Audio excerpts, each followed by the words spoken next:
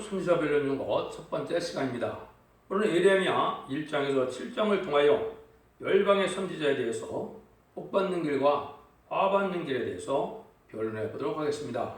예레미야는 하나님의 심판과 구원을 말씀했는데요. 예레미야의 뜻은 여호와께서 높이신다, 여호와께서 세우신다 이런 뜻을 갖고 있는데요.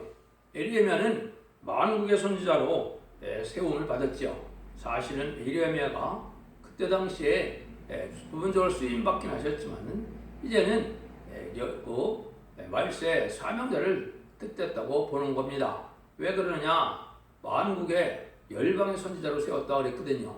그때 당시는 유대인의 선지자였지만 실제 열국의 열방의 선지자로 하나님이 세우심을 했다는 것은 인간적으로 쓰임받을 것을 뜻했는데요.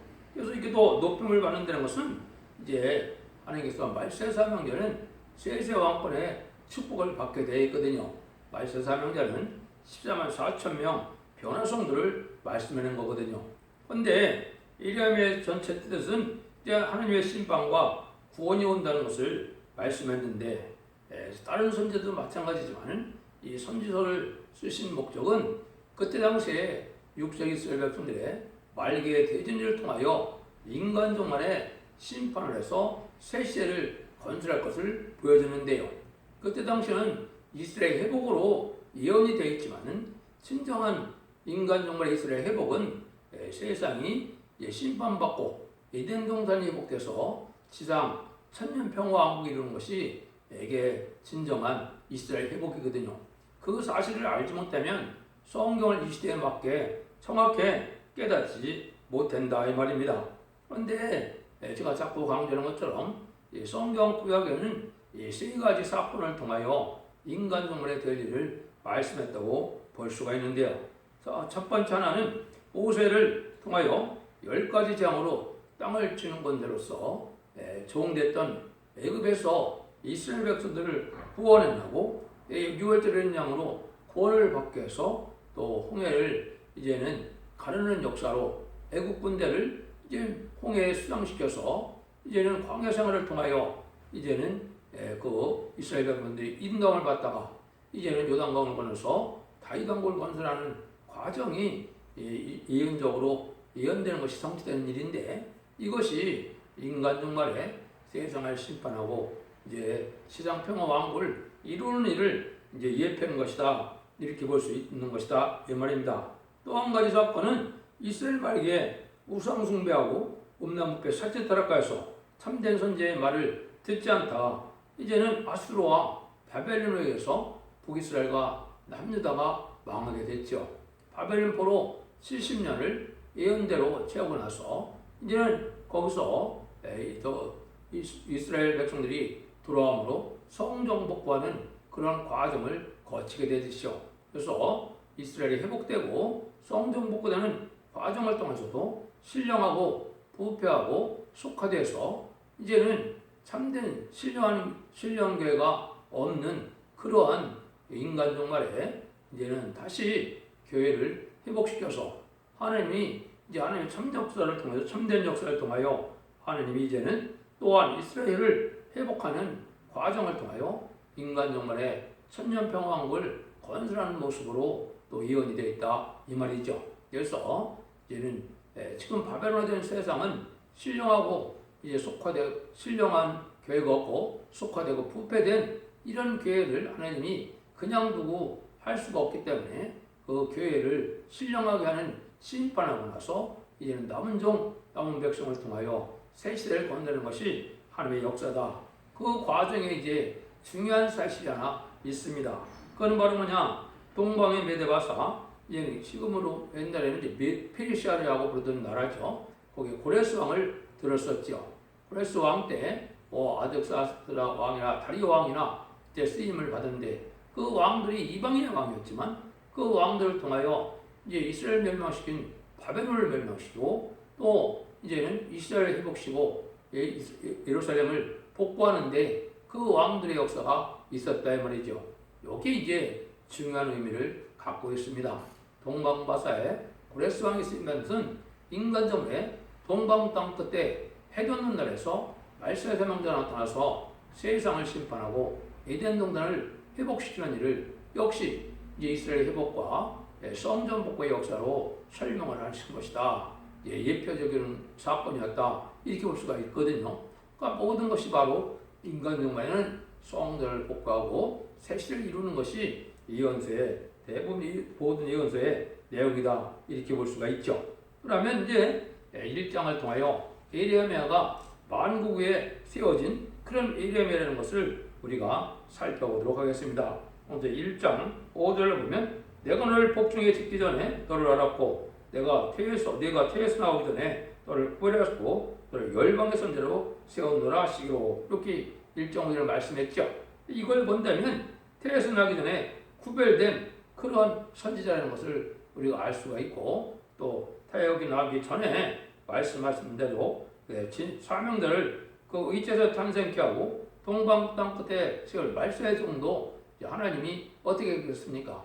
태역이 나기 전에 예제전간에 말세의 사명자가 태어날 것을 보여준 것이죠. 그런데 이 종을 세워서 뭐라고 얘기를 했습니까? 선제를 부를 때 너를 만국에 세우고 너를 뽑으며 파괴하며 파멸하며 무너뜨리며 거느라며 신게 하느니라 이렇게 했죠. 만국에 세웠는데 파멸시키고 다시 이제는 심고 다시 건설한다 이 말씀이죠. 이게 바로 세상을 심판하고 이제는 에덴산을 회복시킬 말세 사명제의 사명을 말씀한 거다 이 말이죠. 왜냐하면 에레미야가 그런 일을 한 적은 없었거든요. 그러니까 에레미야 자체가 인간종의 말세 사명제의 것을 우리가 알 수가 있다 이 말입니다. 그래서 뱃속에서 나기 전에 예정하신 섭리가 있어서 이렇게 하나님이 이 땅에 태어나게 하시고 시기를 맞춰서 태어난다. 고레스 왕도 마찬가지거든요.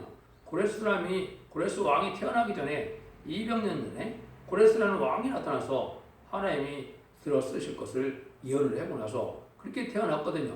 인간 정간의 사명자도 예제정간에 하나님이 이렇게 모든 걸 예정간에 하실 일로 이제는 역사하기 원해서 하나님은 말세사명자를 세운다 이렇게 보여준 것이다 보면 되는 것이죠. 근데 이제 말세사명자가 아까 말씀드렸던 14만 4천 명인데 여기서 예레미야처럼 말세사명자를 얘기할 때는 14만 4천 명을 일으킬 성부적인 종을 뜻했다고 이렇게 보아야 정확히 아는 겁니다.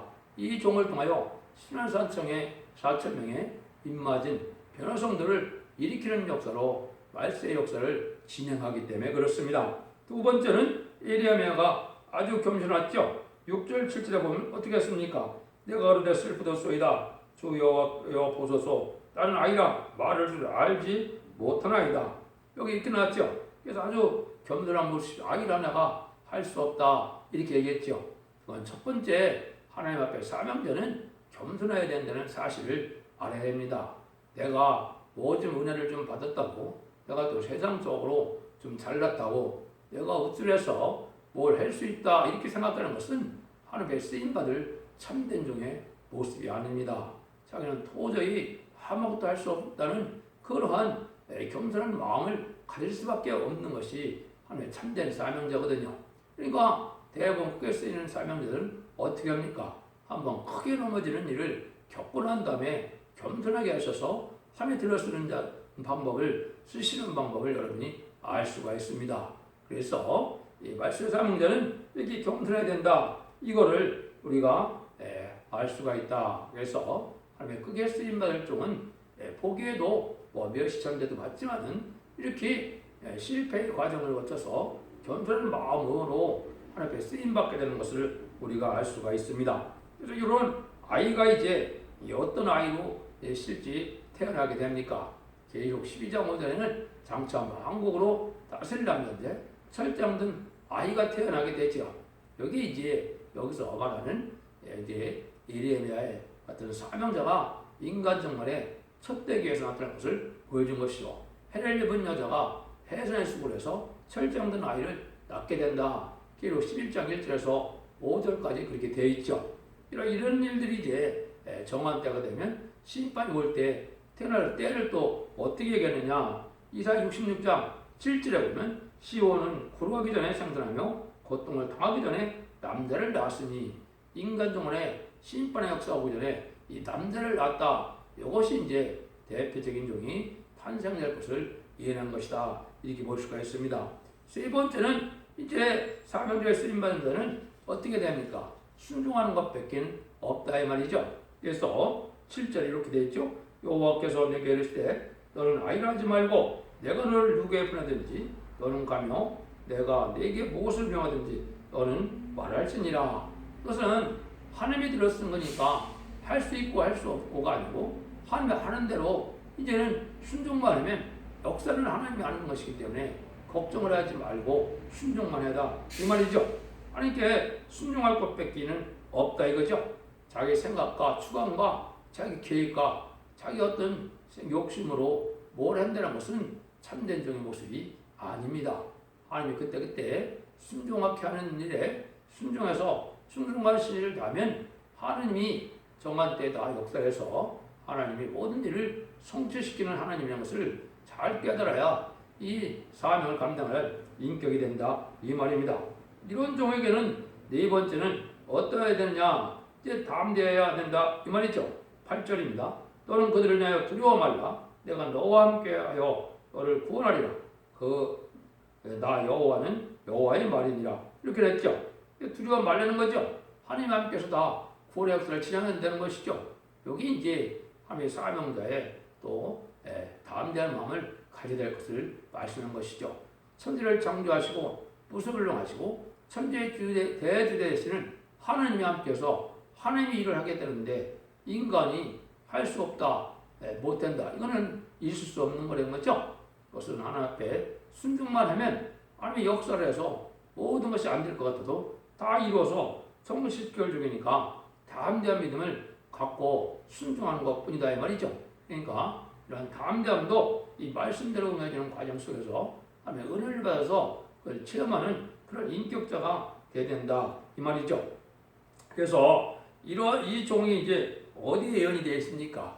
이 종이 이사야 49장 1절부터 6절에 이 종에 대해서 예언을 해놓으시거든요. 거기 보면 소음들아 나를 들으라 원방 백성아 귀를 기울이라 내가 태에서 나옴으로써 나를 부르셨고 내가 어미복 중에서 나옴으로써 내 이름을 말씀하셨으며 내 입을 날카로운 칼같이 만드시고 나를 손권을 내 숨기시며 나로 마검한 살을 삼사 그 정통에 감추시고 내게 이르시되 너는 나의 종이요 내 영광을 나타내 이스라엘이라 하였느니라. 이렇게 이제 하나님이 구체적으로 이렇게 예언을 했거든요.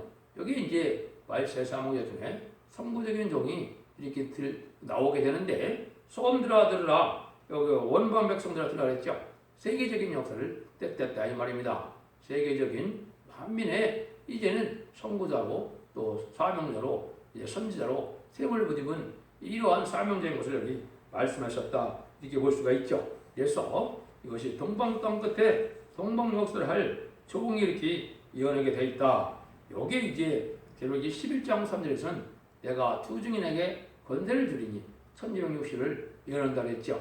전삼자만에 역사할 다시 할 사명자를 뜻한 그 사명자다 이렇게 볼 수가 있는 것이죠. 다섯 번째는 하나님의 영광 말씀이 입에 임해야 된다 이 말씀인데 9절에 보면 9절 10절에 이렇게 되어 있죠. 여호와께서 그 손을 내밀어 내 입에 대시며 내게 이르시되 보라 내가 내 말을 내 입에 두어놓으라. 보라 내가 오늘날 너를 열방 만국에 세우고 너를 뽑으며 파괴하며 파멸하며 넘어뜨리며 건설하게 하며 심게 하느니라. 여기 이제 내가 내 말을 내 입에 뒀다 이 말이죠. 오늘 하나님의 신의 역사로 인간의 지식이나 인간의 방법되는 것이 아니고 하나님의 신의 역사로서 모든 일을 진행하는데 아까도 말씀드린 것처럼 어떻게 한다 했어요. 이 사명을 통하여 이제는 너를 뽑았는데 또 파괴하고 파멸하고 넘어뜨려서 건설하고 심게 된다 했죠. 세상을 심판해서 예전 동산을 다시 건설하고 회복된다. 회복시키는 사명이다. 이걸 말씀한 거거든요. 여기 이제 전체가 14만 4천 명의 피난 성도가 아마겟돈 때 최종 승리함으로 예전 동산이 회복되는 일이다. 이거를 우리가 예표했다는 것을 분명히 깨달아야 된다 이 말입니다. 이게 말세 사명자가 쓰임받는 일이다 이렇게 볼 수가 있거든요. 그래서 이래야면은 옛날에는 이렇게 국부적인 활동을 했지만 세계적인 활동을 할 선지자로 이언이 되어 있다 이 말입니다. 그런데 이래야면의 에스겔 같은 것은 저도 자세히 하지 않는 이유는 이건 다림줄의 말씀은 아니고 참고서적인 말씀인데요. 왜냐 이사야 성경이나 계시록 성경대로 모든 비밀이 거기에 다 들어있기 때문에 이사야나 계시록을 잘 깨달으면 이 이래야면의 에스겔이나 이런 것들은 그냥 깨달을 수가 있거든요. 그러니까 많은 시간을 할애할 수가 없어서 간단히 해서 이름의 에스겔은 간단히 변론하게 됩니다. 그래서 만국에 이제 세워지는 이 선지자가 인간 영혼에 나타날 것을 보여주었다 이렇게 말씀했죠. 이것이 이제 전선전반 37개월 동안 계시록 7장 3절 4절에 보면 우리 종들에게 막 인치까지 땅이나 바다나 나무나 해야지 말인데 그 숫자가 14만 4천 명이라고 그랬죠. 여기 이제 만국으로 세운 선지자들이다. 다시 연해서 왕국 건설을 이룰 종들이다. 이렇게 이제 보면 된다 이 말입니다. 그래서 하나님이 그 종들에게 이제 뭐라고 사명을 줬습니까? 계시록 10장 11절에 보면 내가 내게 말하기를 네가 많은 백성과 나라와 방언과 임금에게 다스려야 하리라 이렇게 얘기했거든요. 이런 사명이 말세 사명이다 이렇게 볼 수가 있거든요. 근데 이때가 되면 인간 정말에 진리 앞에 순종하지 않는 자들이 많으냐? 예레미야 5장 1절에 보면 이렇게 예언되어 있거든요. 너는 예루살렘 거리로 빨리 왕하며 그 넓은 곳에서 찾아보고 알라 너희가 만일 공의를 행하며 진리를 구하는 자가 한 사람도 찾으면 내가 이 성을 살리라. 한 사람을 찾기가 어렵다는 거죠. 어떤 자를요? 진리대로 순종해서 진리에 참된 진리를 순종하는 자를 찾기가 어려울 때다 이 말입니다. 그러니까 이 예언의 말씀을 전할 때 이걸 믿는 자들이 찾기가 참 어렵고 믿어지기가 어려운데 아까 얘기했지 14만 4천 명은 이제 믿어지게 된다 이 말입니다. 그래서 전 세계에서 14만 4천 명의 변호 성도가 입맞으러 한국형으로 이 14만 4천 명의 변호 성도가 조직될 것을 우리가 대진되는 것을 우리가 알아야 된다 이 말이거든요. 이것이 이제 하나님 아시는 일인데 이런 일들은 처음에는 거창한 일이 아니기 때문에 예언도 어떻게 되어 있느냐 스가랴 4장 10절에 보면 작은 일의 날이라고 멸시하는 자가 누구냐 그랬죠. 이 일곱은 온 생에 두려워하는 여호와의 눈이라 다림질이 수르바벨 손에 있음을 보고 기뻐하리라. 다림질을 지은 종이 나타나는데 일곱 명의 완전 역사를 할 종이기 때문에 이런 일이 인간의 힘으로는 될 것 같지 않다 하지만은 하나님은 반드시 이를 이루는 역사다 이렇게 이제 예언이 되어 있죠. 그래서 이 종을 다림질을 지은 종이다. 청량줄을 지은 종이다. 스가랴 2장에는 청량줄이라고 했고 스가랴 4장과 아모스 7장에서는 청량줄이라고 했죠. 이것이 이제 계시록 11장 1절에서는 지혜파 같은 가을대로 청량한다고 했거든요. 이게 이제 선고적인 종이 10만 4천 명을 일으킬 심판의 기준이 되는 별의 역사를 종인 것을 말씀한 것이죠. 이렇게 해서 하나님의 역사가 진행되는데 이때 여기서 1장에서 두 가지 환상을 보게 되죠. 여기 1장 이제 11절을 보시면 여호와의 말씀 또 내게 임하니라 이르시되 이레미야 네가 무엇을 보느냐 대답하되 내가 살구나무 가지를 보나이다. 여호와께서 내게 이르시되 네가 잘 보았도다. 이는 내가 내 말을 그대로 이루려 함이니라. 여호와의 말씀이 다시 내게 임하니라 이르시되 네가 무엇을 보느냐 대답하되 끓는 가마를 보나이다. 그 면이 북에서부터 길어졌나이다. 내가 여호와께서 내게 이르시되 자기의 북방에서 일어나 이 땅 모든 거민에게 임하리라. 여기 이제 때를 알려준 것이죠. 살구나무를 통해서 하는 것은 가장 먼저 피는 살구나무인데 이것은 먼저 선구적인 종이 나타나서 이 말씀을 전할 때 이 징조를 먼저 다 깨닫게 된다 이 말이죠. 여러분이 아시는 것처럼 이 살구나무는 이제 성경상에 몇 군데 쓰임받은 적이 있었죠. 그래서 살구나무는 아론의 쌍난 지팡이가 살구나무였고 또 소음전 문양도 살구나무 꽃을 이제 새기게 되어 있었죠. 그래서 언동설한이 지난 후에 가장 먼저 피는 이 나무로서 하나님의 말씀을 지켜 먼저 깨닫게 되는 역사를 보여주는데 그때가 바로 뭐냐? 이 북에서 끓는 가마가 이제 기울어져서 쏟을 때가 됐다 이 말이죠. 이거는 북방의 환란이 북방 공산당의 환란이 임박해서 심판의 역사가 올 때 이 일이 되어질 것이다 이 말이거든요. 이것이 이제 한국 상황으로 보면 이제 남북한에 환란이 일어나서 심판 환란이 일어날 때가 가깝다 이렇게 보면 됩니다. 이것이 이제 29장 10절에서 보면 바벨론 70년이 차면 내가 너희를 이제 해방시켜준다는 말씀대로 이제 그것이 1948년 9월 9일에 북한이 공산당을 이루었으니까 작년에 2018년 9월 9일에 70년이 찼죠. 그러니까 올해 해방시킬 때가 됐다 이렇게 볼 수가 있거든요. 그러니까 하나님의 역사가 심히 임박한데 그것이 환란의 때가 가깝다 이렇게 볼 수가 있거든요. 하나님의 역사가 이렇게 진행되는데 이제 7장에서는 뭐라고도 예언을 했느냐? 여호와는 이것이 여호와의 전이라 하는 것을 거짓말을 믿지 말라 이렇게까지 또 말씀하셨거든요. 이건 바로 뭐냐? 인간 중간에는 아주 기독교가 부패해서 신령한 교회가 없고 속화되고 부패된 교회가 있기 때문에 교회들만 있기 때문에 하나님이 새로운 교회를 세울 것을 얘기했는데요. 이것을 이제 말라기 1장 10절에서는 너희 중에 성전문을 닫을 자가 있었으면 좋겠다 이랬거든요. 여기 이제 무슨 말이겠습니까? 이제 이대로 속화되고 부패된 교회를 통해서 하나님이 역사할 수 없으므로 새로운 교회를 통하여 이제는 하나님이 역사하는데 그것이 성경에 있는 첫대 교회라 이 말입니다. 인간적으로 끝을 맺는 교회로서 재림을 영접하는 이런 신앙을 했는데 말라기 3장 2절 3절에서는 그런 의로운 제사를 드리는 제단이 바로 원죄와 저음들을 해결시키는 제단임을 알려줘서 우리를 이제 잿물로 우리를 깨끗한 것 같이 표박하는 자와 같이 우리를 깨끗게 한다 그랬거든요. 이런 제단의 역사가 다시 있을 것을 말씀을 하신 것이죠. 그런데 이때 이제 복 받는 방법과 이제는 화 받는 방법이 세상에 시행이 되는데 이것이 예레미야 7장에 이 말씀을 한 것이죠. 21절, 23절에 보면 이것이 이제 인간 영혼의 복 받는 길이다. 뭐라 그러느냐? 만군의 여호와 이스라엘 하나님이 이같이 말씀하시되 너희 희생의 번제물을 아울러 고기를 먹으라. 대전 내가 너희 10주를 애굽 땅에서 인도해낸 날에 번제나 희생에 대하여 말하지 아니하며 명하지 아니하고 오직 내가 이것은 그들에게 명하이르기를 너희는 내 목소리를 들으라. 그리하면 나는 너희 하나님이 되겠고 너희는 내 백성이 되리라. 너희는 이 명한 모든 길로 행하라. 그리하면 복을 받으리라. 여기 중요한 것이 인간 정말에 복 받는 길은 역시 하나님의 말씀을 지켜 행하는 수밖에는 없다 이 말입니다. 이것이 이제 예언의 말씀을 읽고 듣고 지켜서 복 받는 때가 온 것이죠.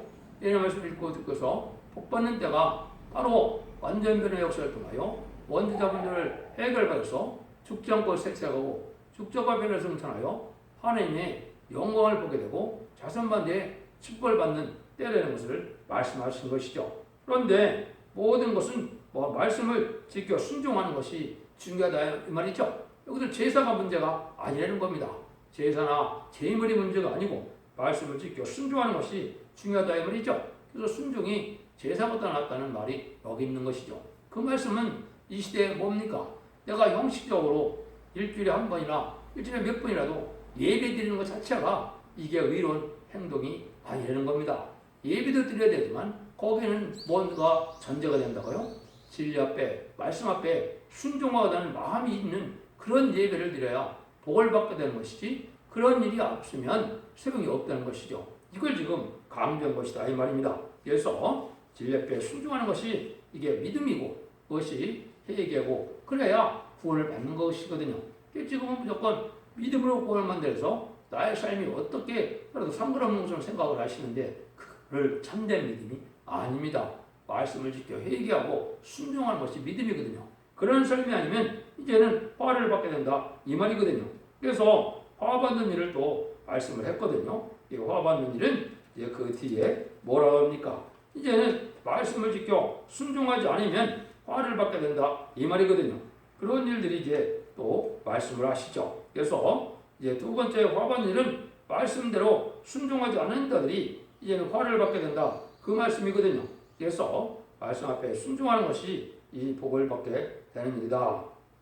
여기에 이제 보면 그들이 청종치 아니하며 길을 돌지도 아니하고 자기 악한 마음에 끼와 강폭한 대로 행하여 그 등을 내게로 향하고 그 얼굴을 향치 아니하였으며 너희 열조와 애굽에서 나온 날또 오늘까지 내가 내 종 선지자들을 너에게 보내었을 때 부지런히 보내었으나 너희가 나를 청종치 아니하며 길을 끼리지 아니하고 목을 굽게 하여 너희 열조보다 악을 더 행하였느니라. 여기 이제 인간 중간에 신령한 기독교인들이 부패돼서 말씀을 지켜 행하는 일이 없다. 그런데 하나님은 모든 선지를 통해서 예언의 말씀을 읽고 듣고서 지켜야 복을 받는다고 이제 말씀하는 때가 오는데 그걸 말세 역사 때 그걸 순종참으로 이제는 화를 받게 된다 이 말이거든요.